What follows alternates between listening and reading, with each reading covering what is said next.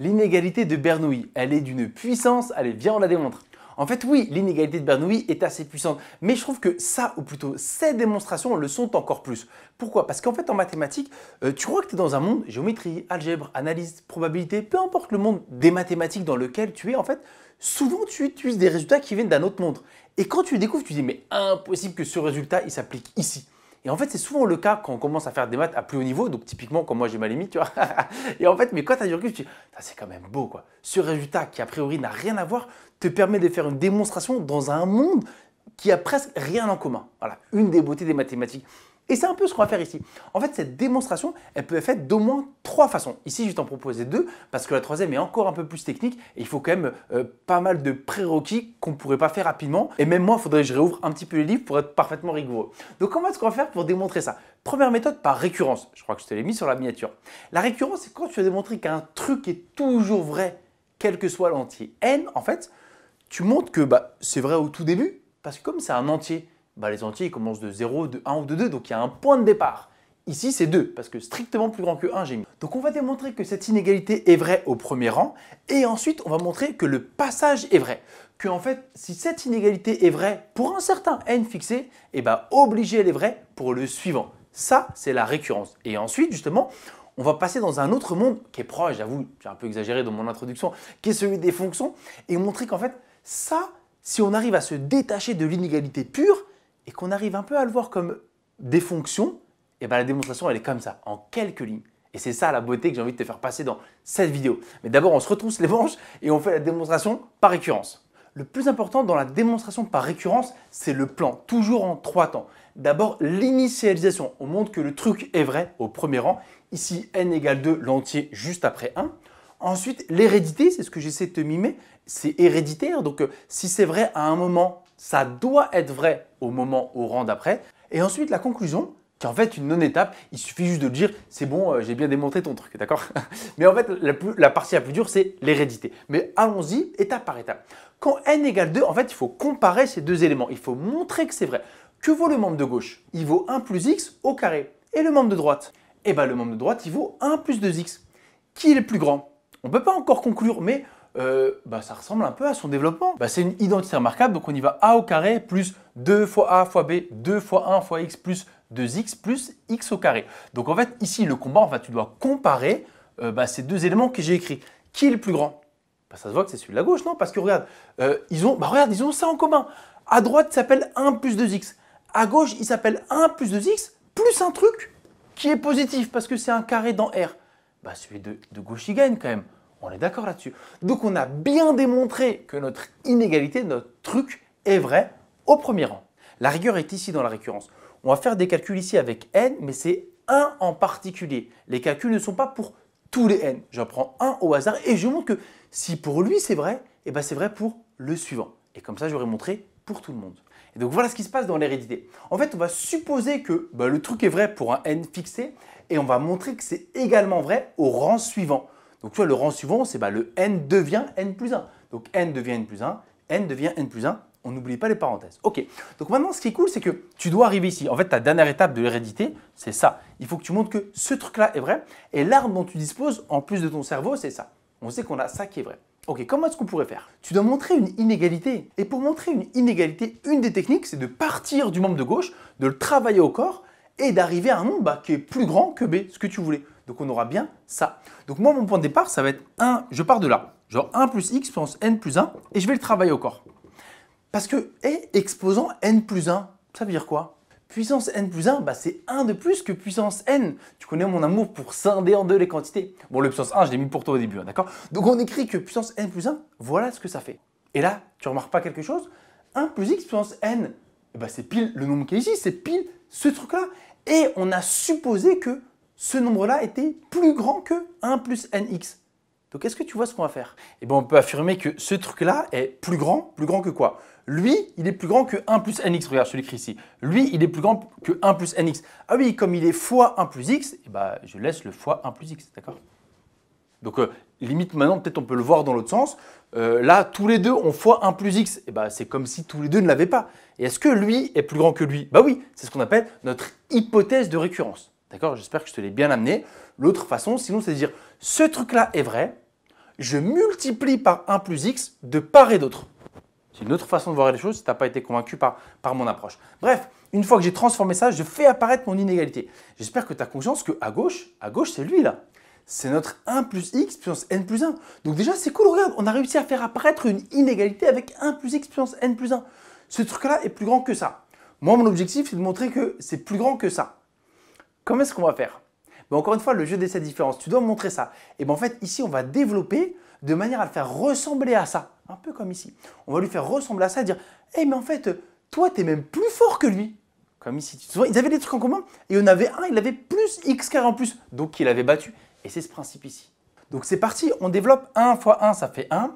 Plus n fois x. Plus x fois 1, donc plus x. Et plus a, ça fait n fois x carré. Donc, voilà ce que j'ai à droite. Moi, je dois montrer que ce truc-là est plus grand que ça. Donc, tout le monde a du plus 1, a du 1 plus. Donc, match nul. Ensuite, ce serait pas mal de retrouver ça. Et en fait, on va faire une factorisation partielle. Concentre-toi sur ces deux éléments. Ces deux éléments ont du x, donc je peux factoriser par x. X, petit squelette. Si je récupère x, lui, il lui reste n et lui, il lui reste 1. Donc, tu vois, dans le membre de droite, j'ai quoi? J'ai 1 plus ce truc-là. Eh bien, c'est exactement ça. N plus 1 fois x, il est ici. Donc, on a réussi à montrer que 1 plus x puissance n plus 1, ce qu'on voulait, est supérieur ou égal à ce truc-là. Peut-on affirmer qu'il est supérieur ou égal à ça? Bah oui, c'est même mieux, tu vois. Toi, tu dois montrer que c'est plus grand que 4, par exemple. Prouve que c'est plus grand que 4. Tu fais tes calculs, tu dis « Hey, j'ai montré que c'est plus grand que 5. » T'as bon ou pas? Bah oui, tu prouves que c'est plus grand que 5. Donc, on peut affirmer que c'est plus grand que 4. Qui peut le plus, peut le moins, quelque part. Ou le fameux a fortiori des profs de maths. Bah là, c'est le principe. Tu dois montrer ça. Nous, on a montré mieux. Parce que c'est une quantité positive. Donc ça, c'est plus grand que ça. Donc, si tu n'es pas convaincu, je ne voulais pas le faire, mais je le fais quand même, on peut écrire que c'est plus grand que 1 plus x fois n plus 1. On peut l'écrire, ça, c'est plus grand que ça. Et c'est ce que tu devais démontrer. Donc ça, si tu prends ça, tu jettes à la poubelle, et on a bien pile ce qu'on voulait. Donc on a réussi à démontrer ça. Et voilà, la récurrence est terminée. Finalement, j'ai eu la place. Donc là, en fait, un dernier tiré. Conclusion, une jolie phrase.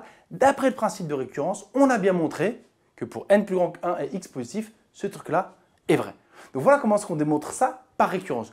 Avant de faire la démonstration, pourquoi c'est assez intéressant?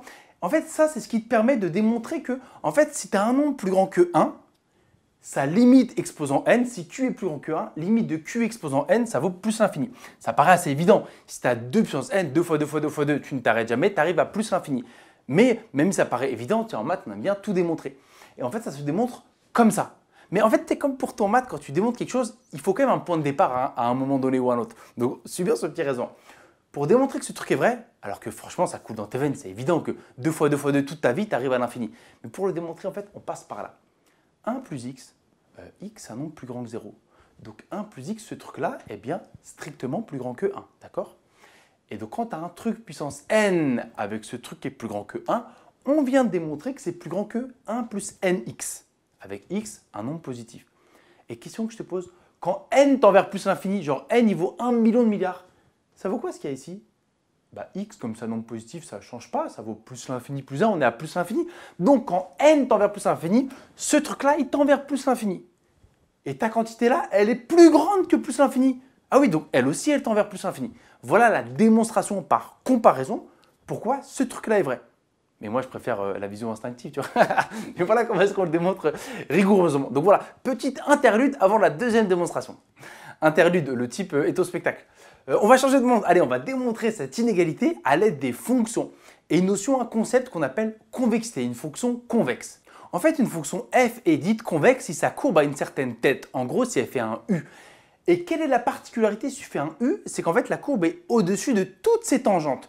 Qu'est-ce qu'une tangente? Une tangente, c'est une droite qui coupe la courbe en un seul point. Quelque part, elle épouse la courbe. Donc, cette droite-là est une tangente à la courbe. Mais également, cette autre droite-là, particulièrement moche. Donc, tu vois, en fait, toutes les droites qui vont couper la courbe en un seul point, un point de contact, ce sont des tangentes. Et en gros, si tu fais un U, la particularité, c'est que tu n'as aucune tangente qui est au-dessus. Regarde, la courbe, elle est au-dessus de toutes ces tangentes-là. Donc ça, c'est la définition d'une fonction convexe. Et par le calcul, parce que oui, on va faire des calculs, ça veut dire quoi que f est convexe? Une fonction est dite convexe si f'', si sa dérivée seconde est positive. Donc tu vois, tu as une fonction, tu la dérives une première fois, tu la dérives une seconde fois, hop, tu prends ça entre les mains. Si c'est plus, ça veut dire que ta fonction est convexe et donc ça veut dire que sa courbe est au-dessus de toutes ses tangentes.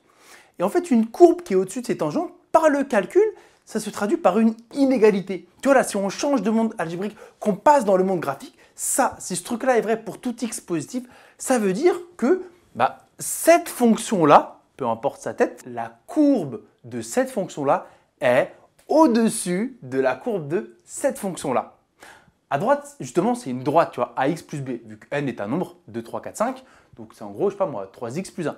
Donc ça, c'est une droite. Ah ok, donc en fait, cette inégalité, quelque part, si je passe dans le monde des fonctions et graphiques, ça veut dire que la courbe de cette fonction est au-dessus de ça. Et comme les choses sont bien faites, en fait, ça, on va le poser égal à une fonction. Et ça, en fait, on va voir que c'est une de ces tangentes. Et comme on va réussir à montrer que cette fonction est convexe, on va prouver qu'elle est convexe avec cette technique. Convexe, qu'est-ce que ça veut dire? C'est-à-dire que sa courbe est au-dessus de ses tangentes. Or, ça va être une de ces tangentes. Et ben voilà, f est convexe. Quoi? Toi, tu es une tangente, donc elle est plus grande qu'elle. Elle est au-dessus, donc l'inégalité sera vraie. Ça, c'est la stratégie. Parce que si tu as compris la stratégie, les calculs sont pas fous. Normalement, si tu maîtrises un peu les dérivés, ça va être plutôt rapide. Étape 1, montrons que f est convexe. Et pour ça, il faut la dériver 2 fois. Donc, on va la dériver une première fois. Je vais aller un peu vite. Pour dériver un truc qui ressemble à ça, tu abaisses l'exposant, donc le n descend, fois 1 plus x, tu abaisses ensuite l'exposant d'une unité. Et en théorie, c'est fois u' fois la dérivée de ce qu'il y a dans la parenthèse. Mais la dérivée de 1 plus x, c'est 1. Donc fois 1 ou rien du tout. Donc je dérive à nouveau cette fonction-là. Donc pour tout x positif. N, c'est un nombre qui fait fois il reste quand on dérive. Donc lui, il reste. Et je dérive ce truc-là. En fait, c'est à nouveau cette tête-là, avec l'exposant qui vaut n-1. Et ce que je t'ai dit, c'est qu'on descend l'exposant. Donc fois n-1, je réécris tout pareil. Et qu'est-ce qui se passe? J'abaisse l'exposant d'une unité. Donc il va plus s'appeler n-1, mais n-2. Et là, en théorie, le fois 1, la dérivée de ce qu'il y a dans la parenthèse, ça n'a pas changé, c'est toujours 1. Donc voilà ce que vaut la dérivée seconde. Et moi, ce que je t'ai dit, c'est que pour démontrer qu'une fonction est convexe, il faut démontrer que sa dérivée seconde est plus. C'est fini, hein, d'accord? Tu sais que tu te souviens, n, il part de 2, hein, d'accord? Donc n, il part de 2, c'est un entier positif. Donc lui est positif, n, il part de 2 et il monte, lui également est positif. Et ce truc-là, pourquoi c'est positif? Parce que x est positif.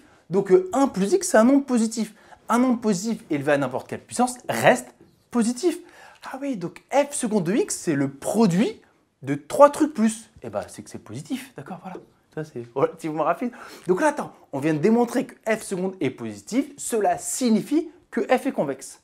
Donc on vient de démontrer que la fonction f est convexe sur 0 plus l'infini. Tu as suivi le raisonnement? Pourquoi est-ce qu'on voulait f convexe? Parce qu'il y a une propriété, ou plutôt la définition de la convexité de f qui te dit que si tu es convexe, ta courbe est au-dessus de toutes ces tangentes. Donc si on arrivait à dire que ça, c'est l'équation d'une tangente, c'est bon. La convexité de f me permet d'affirmer qu'elle est supérieure à n'importe quelle tangente. C'est là où le tour de passe-passe du prof de maths apparaît, ou plutôt d'un prof que j'ai eu en 4e année qui disait ça sort du chapeau. Comme je sais qu'il faut faire ça, je vous le mets en premier. Et là, c'est pareil. On va trouver l'équation de la tangente à la courbe au point d'abscisse 0. Donc si on prend cette courbe, le point d'abscisse 0, c'est là. Donc tu vois, la tangente ici, voilà, elle fait quelque chose comme ça. Ce n'est pas du tout la même fonction, mais c'est juste pour te dire la tangente à la courbe au point d'abscisse 0, quand x égale 0, la tangente. Quelle est son équation? L'équation de la tangente en 0 est donnée par cette formule-là. Y égale f' de 0, facteur de x moins 0 plus f de 0. Donc on va calculer f' de 0 et f de 0. Que vaut f' de 0? F' est là. Donc si tu remplaces x par 0, qu'est-ce que ça donne? Le n, il reste. Et ensuite, x, il devient 0. Donc tu es à 1 plus 0, ça fait 1. Donc ça fait n fois 1 puissance n-1. 1, n'importe quelle puissance, ça reste 1. Donc finalement, f' de 0, ça vaut n. X moins 0, ça fait x. Donc ce truc-là vaut n. Dans la parenthèse, x moins 0, ça reste x. Plus f de 0, tu pars là et tu remplaces x par 0. Qu'est-ce que ça donne? Quand tu remplaces x par 0, ça fait 1 exposant n. 1 exposant n, ça fait 1. Donc finalement, tu vois, l'équation de la tangente à la courbe de cette fonction en 0, c'est ça. T'as levé les yeux ou toujours pas? Regarde, c'est plus ce qu'il y a ici. Donc en fait, ça, c'est l'équation de la tangente à la courbe de cette fonction-là au point d'abscisse 0. Or, on a montré que cette fonction était convexe. Et par définition d'une fonction convexe, sa courbe est au-dessus de toutes ses tangentes. Comme ça, c'est une tangente, elle est au-dessus. et une courbe au-dessus, ça se traduit avec des calculs par ça. Donc on a démontré cette inégalité. Donc tu vois, beaucoup moins de calculs, j'ai beaucoup parlé parce qu'en fait c'était plein de notions scolaires qu'il fallait. Je ne sais pas dans quel cas tu les avais toutes et j'essaie d'être rigoureux. Courbe, fonction, je ne sais pas si tu as fait attention mais j'ai fait l'effort. Parce que c'est un effort que j'aime bien faire sur courbe et fonction. Mais donc il y avait beaucoup moins de calculs. Mais en fait il fallait voir qu'on pouvait traiter cette inégalité dans le cadre des fonctions. Et ensuite il fallait choisir judicieusement en combien tu prenais la tangente. Autrement dit, à ton avis, ça, c'était l'équation de la tangente en quel point? Donc, il y a quand même beaucoup d'éléments. Mais tu vois, là, la beauté des maths, tu vois, cette démonstration, je la trouve assez jolie. Tu vois. Donc, j'espère que tu es resté jusqu'au bout, que tu as vu l'intérêt de cette inégalité avec le petit interlude et le calcul de limite, mais surtout les deux démonstrations. Et dis-moi laquelle tu as préféré, si tu es encore là pour écouter la question. Et j'espère que ça t'a plu.